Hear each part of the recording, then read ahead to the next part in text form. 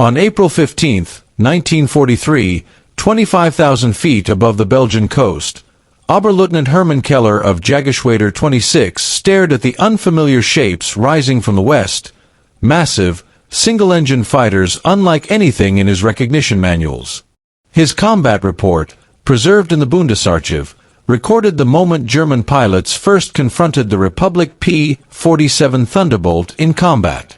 These American machines, 12 of them by his count, approached in tight formation at an altitude previously impossible for U.S. fighters. Then Keller witnessed something that would haunt Luftwaffe squadrons for the rest of the war. The lead Thunderbolt erupted in uninterrupted muzzle flashes, not the short bursts of familiar German cannon fire, but 8 synchronized streams of .50 caliber destruction converging into a lethal pattern. His wingman's Focke-Wulf 190 absorbed nearly 40 hits in 2 seconds. The aircraft didn't explode, it simply disintegrated, shredded into aluminum fragments by armor-piercing incendiary rounds. The shooter, Major Don Blakesley of the 4th Fighter Group, had just scored the P-47's first aerial victory and introduced German pilots to a new American philosophy of firepower. With 8 Browning M2 machine guns firing 6,400 rounds per minute, over 100 rounds per second, the Thunderbolt could sustain this devastation for 30-plus seconds. The mathematics of aerial combat had suddenly shifted. The confrontation represented a collision of 2 design philosophies. The Luftwaffe entered the war certain that cannon armament was the future. Their standard MG-151 20-fired explosive shells capable of destroying fighters with 1 or 2 precise hits. German pilots trained obsessively in deflection shooting, priding themselves on surgical accuracy. Major Gunther Rall, eventually the 3rd highest scoring ace in history, explained post-war that Germans saw machine guns as obsolete and believed aerial combat to be an art form of precision. But the Americans rejected precision as the primary means of destruction. The P-47 created a saturation zone, an 8 by 12-foot rectangle of annihilation at typical combat range, where any aircraft caught inside simply ceased to exist. Colonel Robert S. Johnson of the 56th Fighter Group, who would claim 27 victories, summarized it simply, "We weren't trying for surgical hits, we delivered overwhelming firepower." And the arithmetic confirmed it. Each Thunderbolt carried 2,800 rounds, a 15-second burst hurled over 1,600 bullets, a 171-pound stream of metal and incendiary compound. In contrast, a Bf-109 GS single 20mm cannon had 150 rounds, its machine guns 300 each. A German fighter had perhaps 6 seconds of sustained cannon fire. A P-47 could unleash repeated, devastating bursts across an entire engagement. The Germans' first actual encounter with P-47s had nearly taken place earlier, on March 10, 1943, but American radio failures forced every aircraft home without contact. Thus, Keller's sighting in April became the true introduction. What they had not anticipated was the Thunderbolt supremacy at extreme altitude. Its massive Pratt & Whitney R-2800 double Wasp with turbo supercharger produced 2,300 horsepower at heights where German power plants suffocated. At 25,000 feet, where B-17 formations flew, the P-47 remained fully capable while the Bf-109 GSDB-605 struggled despite MW-50 injection, and the FW-190A, lethal below 20,000 feet, became sluggish above 22,000. Major Egon Mayer of JG-2 wrote that above 7,500 meters, the advantage shifts completely to the Thunderbolts. They attack from above with impunity. But altitude was only one dimension of the shock. In the summer of 1943, German intelligence finally acquired accurate U.S. production figures and was stunned. Republic Aviation's Farmingdale plant and a second facility in Evansville were producing Thunderbolts at rates previously dismissed as propaganda. At peak output, the U.S. built 840 P-47s per month, nearly half of Germany's entire fighter production of all types combined. Oberst Joseph Priller of JG-26 initially laughed off the numbers as defeatist fiction, then later annotated those same reports. If anything, these numbers appear conservative.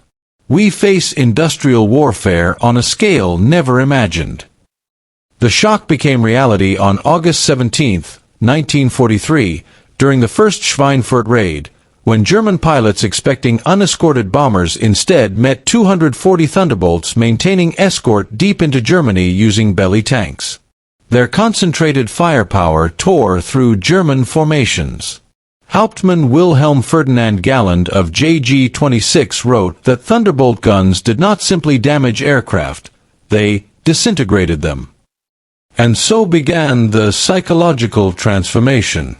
German pilots, trained to maneuver for angle and timing, now faced opponents who negated their doctrine entirely. P-47 pilots favored bounce attacks from 30,000 feet, diving at nearly 500 miles per hour, firing a brief but annihilating burst, then climbing back to altitude. The Thunderbolt's enormous mass became an asset. It smashed downward faster than any German fighter. Attempting to escape in a dive was suicide. P-47s simply overran them. And unlike German pilots forced to conserve ammunition with every burst, Americans fired ranging shots, walked their fire to the target, and engaged multiple enemies.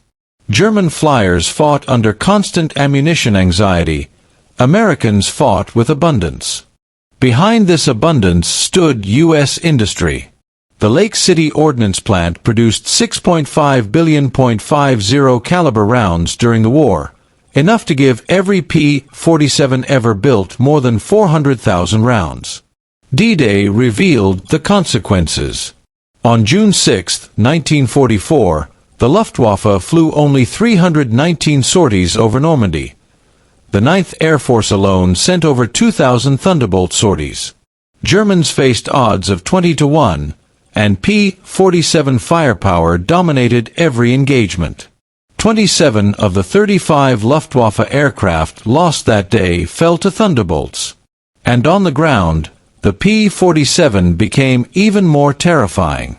Its 8 guns, supplemented by bombs and rockets, shredded German columns with horrifying efficiency. A single strafing pass could erase an entire vehicle column. Veterans of the Eastern Front, men hardened by years against the Soviets, broke under the roar of 8 synchronized guns. The Luftwaffe crisis deepened. With new pilots arriving with as little as 10 hours in fighters, they were fed directly into slaughter. Against P-47s, survival rates for new pilots dropped below 10% for their first 5 missions. Operation Bodenplatte on January 1, 1945, Germany's desperate surprise attack on Allied airfields, made clear the final balance. Though the Luftwaffe destroyed many aircraft on the ground, their withdrawal became a massacre. Waves of P-47s intercepted them at low altitude, slaughtering entire squadrons. Germany lost 271 aircraft and 143 pilots.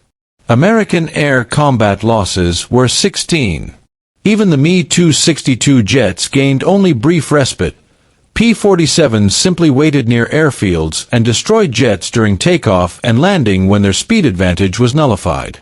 Thunderbolt firepower tore apart jets as easily as piston fighters.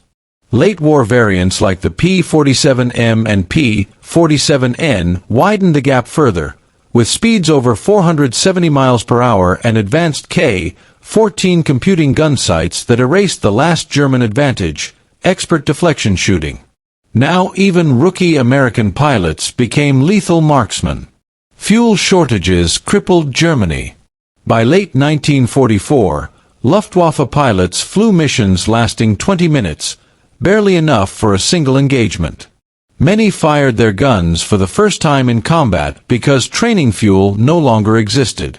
Meanwhile, American units operated with abundant fuel, ammunition, spare parts, and continuous pilot training. German pilots fought defensively, calculating every minute of fuel.